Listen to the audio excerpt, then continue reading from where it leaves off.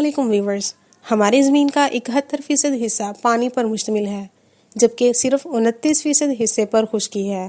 لیکن حیران کن طور پر 29% خشکی کے حصے میں سے ہم آدھے کے بارے میں بھی زیادہ تر نہیں جانتے.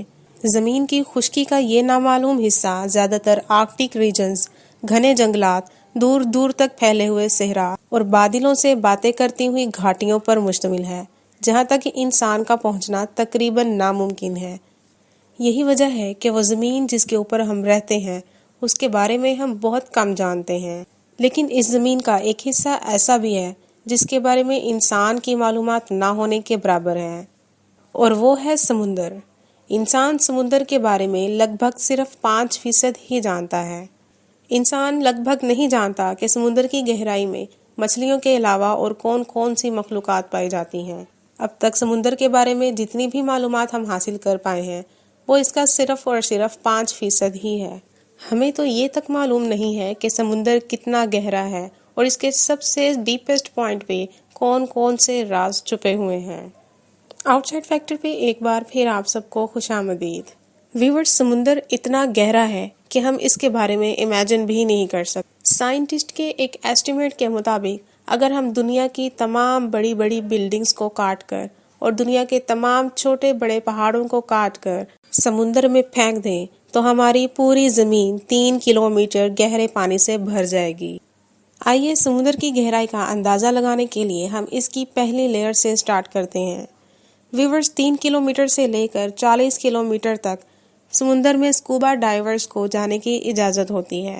کسی اسکوبا ڈائیور کے لیے 100 میٹر گہرائی تک جانا انتہائی ڈینجرس ہو سکتا ہے، کیونکہ یہاں پہ پانی کا پریشر بہت زیادہ بڑھ جاتا ہے جس سے انسان کے باڈی پارٹس کام کرنا چھوڑ دیتے ہیں. لیکن اس کے باوجود ایک اسکوبا ڈائیور نے 332 میٹر کی گہرائی میں جا کر ورلڈ ریکارڈ قائم کیا تھا. اس اسکوبا ڈائیور کا نام احمد گابر تھا، جو کہ ایجپٹ سے تعلق رکھتا تھا. ویورز، اگر نیو یارک کی اسپائر بلڈنگ کو کاٹ کر سمندر کی سطح سے سمندر میں ڈالا جائے تو 443 میٹر تک یہ نیچے جا سکتی ہے. اگر یہ اسکوبا ڈرائیور مزید تھوڑا نیچے جاتا تو یہ نیو یارک کی اسپائر بلڈنگ کی لمبائی کے برابر زمین کی گہرائی تک چلا جاتا. مزید آپ کو بتائیں، اس سے بھی زیادہ گہرائی میں یعنی 500 میٹر کی گہرائی میں دنیا کی سب سے بڑی کریچر یعنی بلو ویل یہاں پہ سروائیو کر سکتی ہے. بلو ویل کا وزن 1,50,000 کلو گرام ہوتا ہے اور اتنی زیادہ گہرائی میں یہ اتنا زیادہ پانی کا پریشر برداشت کرنے کی صلاحیت رکھتی ہے. 535 میٹر کی گہرائی میں انسان کا سروائیو کرنا بالکل ہی ناممکن ہے، کیونکہ یہاں پہ پانی کا پریشر انسان کے لیے اتنا زیادہ ہوتا ہے جیسا کہ ایک موٹی تازی بھینس اس کے اوپر کھڑی ہو جائے. لیکن ایک ایسی کریچر بھی ہے جو اتنے زیادہ پریشر میں سروائیو بھی کر سکتی ہے، وہ ہے امپیرر پینگوئن.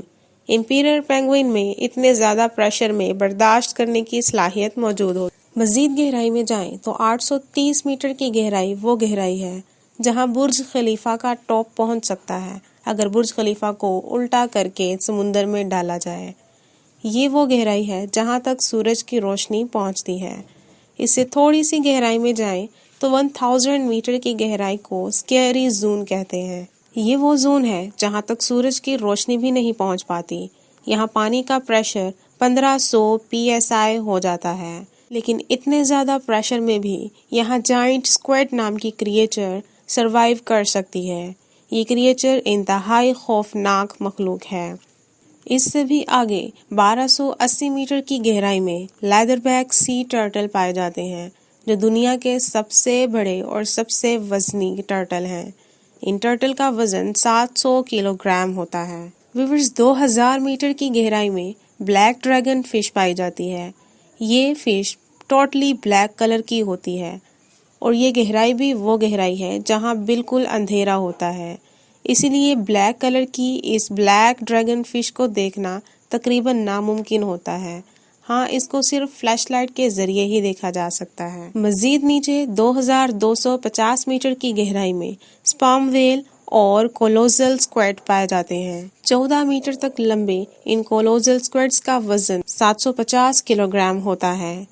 یہ دونوں جانور یعنی کولوزل سکویڈ اور سپرم ویل ایک دوسرے کے گہرے دشمن ہوتے ہیں. سمندر کی اس گہرائی میں یہ دونوں جانور ایک دوسرے پر حملہ بھی کرتے رہتے ہیں۔ ویورز، اس سے بھی نیچے 3800 میٹر کی گہرائی وہ گہرائی ہے جہاں مشہور ٹائٹینک شپ کا ملبہ ابھی بھی موجود ہے۔